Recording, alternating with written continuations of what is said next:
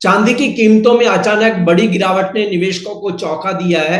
इस तेज गिरावट की असली वजह क्या है? कॉपर पर टैरिफ, फेड की पॉलिसी, डॉलर इंडेक्स और डिमांड सप्लाई फैक्टर कैसे असर डाल रहे हैं? सिल्वर के लिए अगला मजबूत सपोर्ट और रिस्क लेवल क्या है? अब निवेशकों को क्या रणनीति अपनानी चाहिए, इस पर बात करेंगे all India jewellers and gold Smith federation के नेशनल सेक्रेटरी नितिन केडिया से। मैं हूं कमल शर्मा। नितिन जी, आपका स्वागत है मोलतोल में। धन्यवाद कमल जी। सभी जी दर्शकों को नमस्कार। मेरा नमस्कार। नितिन जी, चांदी में जो कल बड़ी गिरावट आई उसकी सबसे बड़ी वजह क्या है? फंडामेंटल, टेक्निकल या कॉपर पर टैरिफ लगाना? कमल जी देखिए, इसमें मतलब क्या होता है कि कई बार हम सीधे रास्ते चल रहे होते हैं, पर क्या होता है किसी की गलती की वजह से एक्सीडेंट हो जाते हैं और ट्रैफिक जाम में हम फंस जाते हैं, और उस ट्रैफिक जाम में फंसने की वजह से हमें अपने गंतव्य तक पहुंचने में देर हो जाती है। गलती हमारी नहीं होती है, फिर भी क्या होता है कि उस गलती की जो पेनल्टी होती है वो हमें सजा भुगतनी पड़ती है। सेम कंडीशन इस समय चांदी के निवेशकों के साथ चल रही है। कमल जी, थोड़ा सा अगर डिटेल में इसको समझना होगा तो हमें थोड़ा सा एक महीने पहले से जाना पड़ेगा। लास्ट मंथ से क्या हो रहा था कि लोगों में एक धारणा ये चल रही थी कि कहीं ना कहीं से एक खबर लीक हुई थी कि कॉपर के ऊपर ट्रंप जो है वो 50% तक टैरिफ लगा सकते हैं। तो अगर 50% टैरिफ कॉपर में लगता है तो यानी कि कॉमेक्स के अंदर कॉपर का दाम बढ़ जाएगा। मैं एग्जांपल देता हूं, जैसे सोने में मान लीजिए आज 6% भारत के अंदर इंपोर्ट ड्यूटी है। अगर ये ड्यूटी कल बढ़ के 12% हो जाती है तो एमसीएक्स के अंदर सोने के दाम अपने आप बढ़ जाएंगे, भले बाहर बढ़े ना बढ़े, क्योंकि जो हमारे एमसीएक्स में सोने चांदी का दाम आता है उसमें इंपोर्ट ड्यूटी इंटीग्रेटेड होती है। तो सिमिलरली जिस तरह से कॉमेक्स में कॉपर कॉपर के कॉन्ट्रैक्ट है या रिफाइंड कॉपर का जो कॉन्ट्रैक्ट है उसके अंदर भी वो इंपोर्ट ड्यूटी इंटीग्रेटेड है। तो बहुत सारे लोग ये मान के चल रहे थे कि अगर 50% आता है तो ये वो जिंदगी की सबसे बड़ी बेट ले सकते हैं। और हमने देखा कि एक ही दिन के अंदर 18% 19% की तेजी है, और उसके उस तेजी के बाद बहुत सारे वहां के रिटेल इन्वेस्टर या दुनिया भर के इन्वेस्टर्स घुसे उसके अंदर।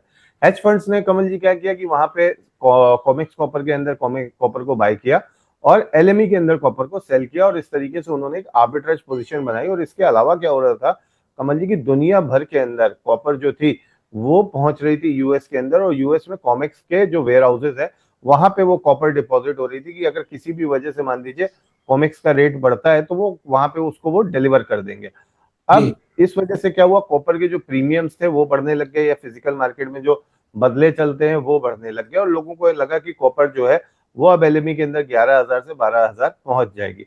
लेकिन परसों रात को, या मैं अगर कल की बात, मतलब डेट तो वो कल की ही मानी जाएगी, उस समय ट्रंप ने जिस समय कॉपर के ऊपर 50% टैरिफ लगाया कमल जी, वो जो टैरिफ लगा था वो सिर्फ और सिर्फ अनरॉट कॉपर में लगा था, जिसका यूएस के अंदर आयात $1.2 बिलियन का ऑलमोस्ट होता है, या 3 या 4 एचएसएन कोड थे जिसमें उन्होंने लगाया।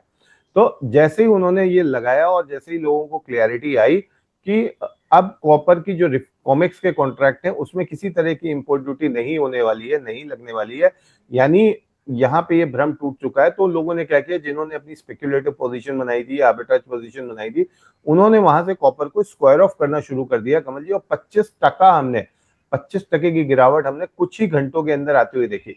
अब क्या होता है कमल जी, जब भी किसी एक्सचेंज में इतनी बड़ी गिरावट किसी एक कमोडिटी के अंदर आ जाती है तो तुरंत मार्जिन कॉल ट्रिगर होना शुरू हो जाती है। सपोज मान लीजिए कि मैंने जी एक लॉट कॉपर ले रखी है, एक लॉट सिल्वर ले रखी है, और एक लॉट मैंने गोल्ड ले रखा है।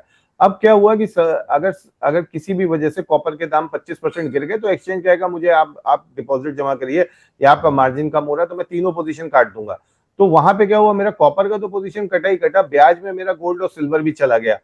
तो अब इस तरह का जो सेल ऑफ आता है कमल जी, तो उसमें क्या होता है, एक शॉर्ट टर्म पीरियड के लिए होता है, और उस शॉर्ट टर्म पीरियड में हमने देखा है कि अभी अगले 5-7 दिन के लिए ये मंदी बनी रह सकती है।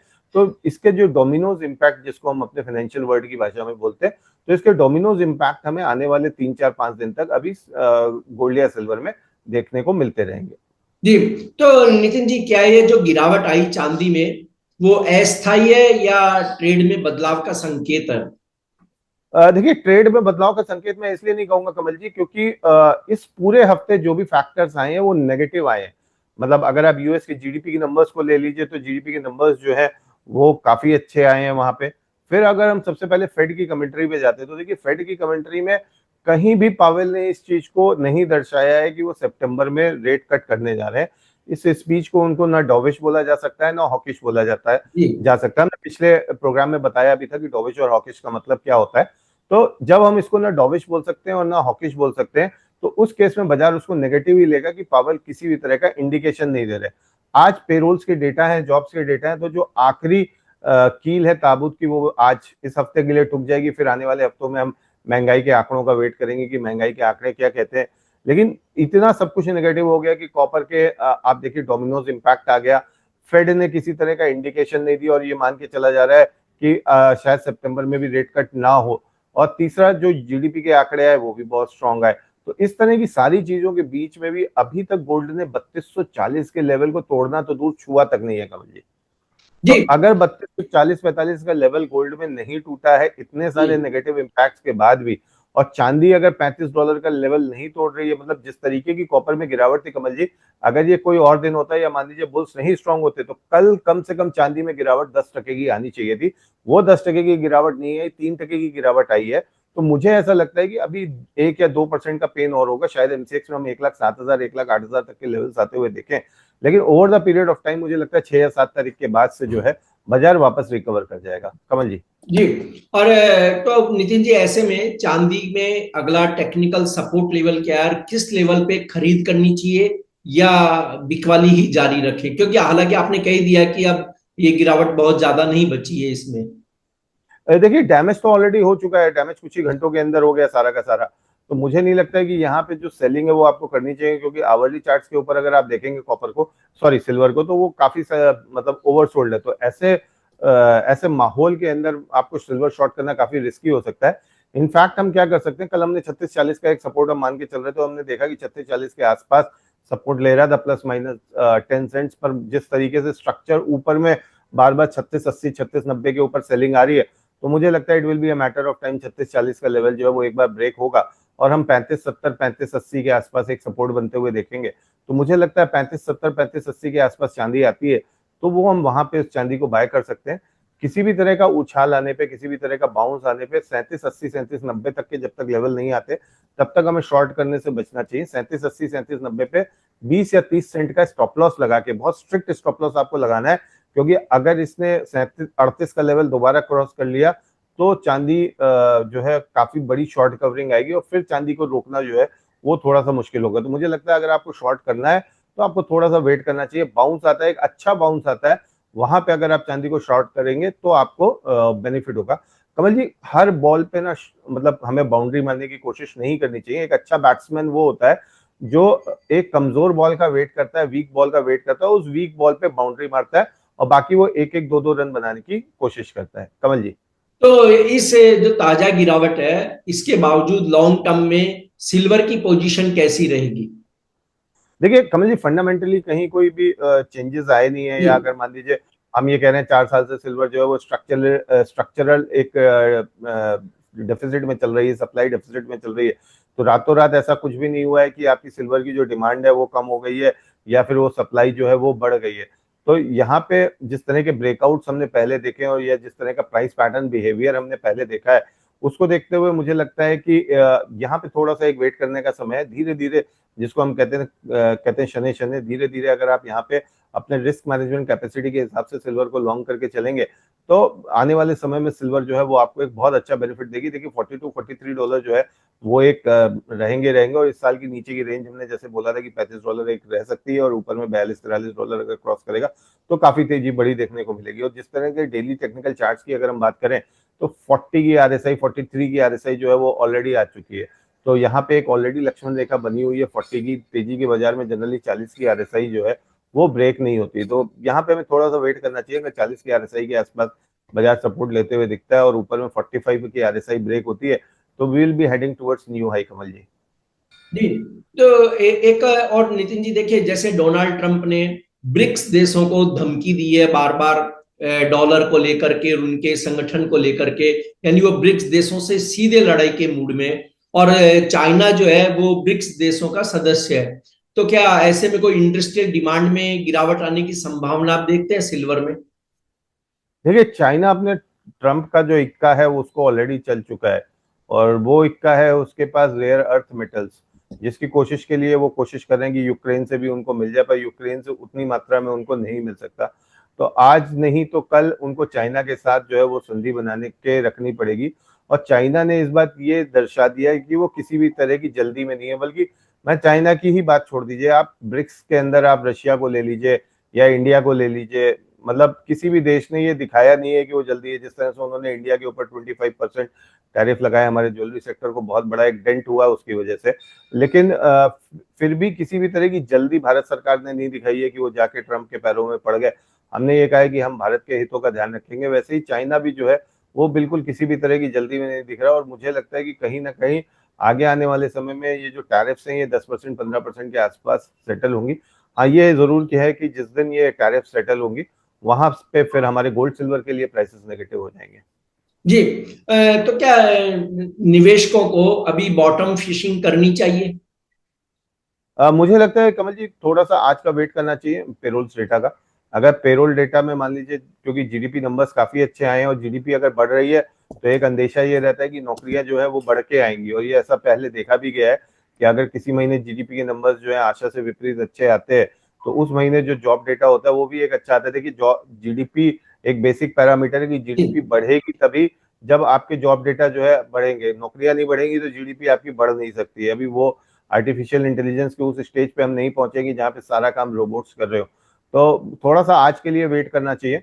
और मुझे लगता है कि नेक्स्ट वीक में मंडे ट्यूसडे को जहां पे भी बॉटम में सिल्वर मिलती है तो वहां पे आप उसको अगर लेके चलेंगे तो डेफिनेटली बेनिफिट होगा। और इसमें मैं आपको एक बात और बता दूं कि अगर आप इस वीक में ईरान की तरफ से जो स्टेटमेंट्स आए हैं उसको अगर आप डिटेल में स्टडी करेंगे तो कहीं ना कहीं मुझे ऐसा लगता है कि आने वाले 1 महीने या 15 दिन के अंदर जो है कोई जियोपॉलिटिकल सिचुएशन भी बन सकती है। क्योंकि जी। ईरान जो है कंटिन्यूअसली वो बोल रहा है कि हमें इन मुद्दों पे बात करनी है या हम इन मुद्दों, तो जिस तरह से कल तक ईरान बैकआउट कर रहा था वो थोड़ा सा फ्रंट में आने की कोशिश कर रहा है।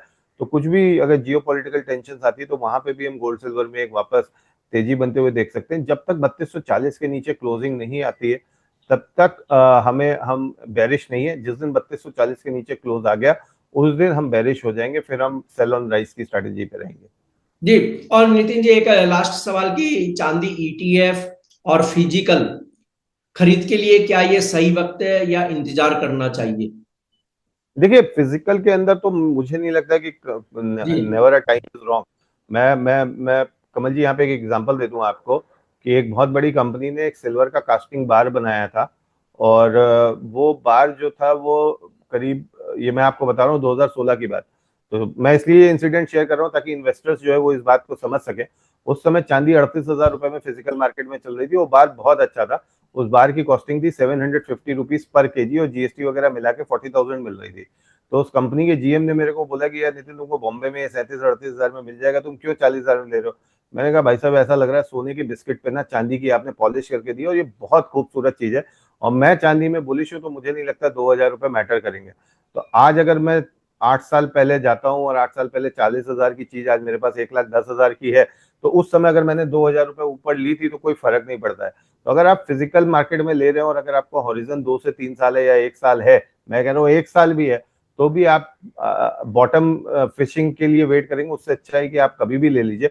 आज अगर 2-3 हजार रुपए गिर भी गई है तो बिलीव मी, 1 साल बाद आपको इस पे कोई आपको अफसोस नहीं होगा और आपको ये लगेगा कि आपका जो डिसीजन था ये सही था। और ऐसे में कई एग्जाम्पल दे सकता हूँ, मतलब कई बार मेरे साथ ऐसा हुआ है जिसमें इस तरह की सिचुएशंस में मैंने देखा है कि उस समय हमको लगता है कि शायद रुक जाते तो बेटर होता, लेकिन शायद रुक जाते तो क्या होता है कि तेजी के समय तो मतलब हम तेजी जी। में रहते हैं पर मंदी में इतना पैनिक हो जाता है कि कोई ले ही नहीं पाता। और ऐसा ही एक इंसिडेंट कमल जी और मैं शेयर करना चाहूंगा अगर समय हो। तो जब ब्रेग्जिट हुआ था तो शेयर बाजार काफी गिरे थे। तो मैं चूंकि शेयर बाजार छोड़ के मतलब जहां पे भी इन्वेस्टमेंट करना होता है मैं या तो शेयर बाजार में करता हूँ या गोल्ड सिल्वर में करता हूँ। तो मुझे अपना 80C का इन्वेस्टमेंट ईएलएसएस में करना था, वो म्यूचुअल फंड जिसमें आपको टैक्स रिबेट मिलती है। तो 1.5 लाख रुपए मुझे डालने थे। तो मैंने सोचा कि ये सही समय, ब्रेग्जिट की वजह से बाजार नीचे है, चलो 1.5 लाख रुपए डाल देता हूँ। मेरे कलीग ने मेरे को बोला अरे अभी तो बाजार और नीचे आएगा, क्या जी। जी। बेवकूफी कर रहा है, अभी तो 9,000 की निफ्टी है, निफ्टी हो जाएगी 7,500। तो मैंने सोचा चलो ना तुम्हारी ना मेरी 75,000 डाल देता हूँ, 75,000 7,500 पे डालूंगा और अगर 75 आ गया तो पार्टी मेरी तरफ से, 7,500 आ गया तो कमल जी 500 पॉइंट निफ्टी नहीं टूटी वहां से। और उसके बाद रिमेनिंग उसी साल का 80 का इन्वेस्टमेंट मुझे 12,000 की निफ्टी में करना पड़ा। जी ठीक है, तो बहुत मुझे ये नहीं, निवेश का सही समय खुद को विवेक मंथन चिंतन से ही करना चाहिए। और अच्छी एसेट्स में किया गया निवेश लंबे समय में, शॉर्ट टर्म की बात नहीं कर रहे, लंबे समय में वाकई फायदेमंद होता है। आपने ये आपके अनुभव और जो आपने किया वही आपने बताया। नितिन जी, आपका कोई डिस्क्लेमर? फिजिकल में मेरे पास सिल्वर कमल जी पड़ी हुई है। अगर सिल्वर 1,07,000 8,000 आती है तो वहां पे मैं शायद 20 से 25 किलो सिल्वर और खरीदूंगा। जी, आपका धन्यवाद, शुक्रिया Nitin ji. Thank you sir.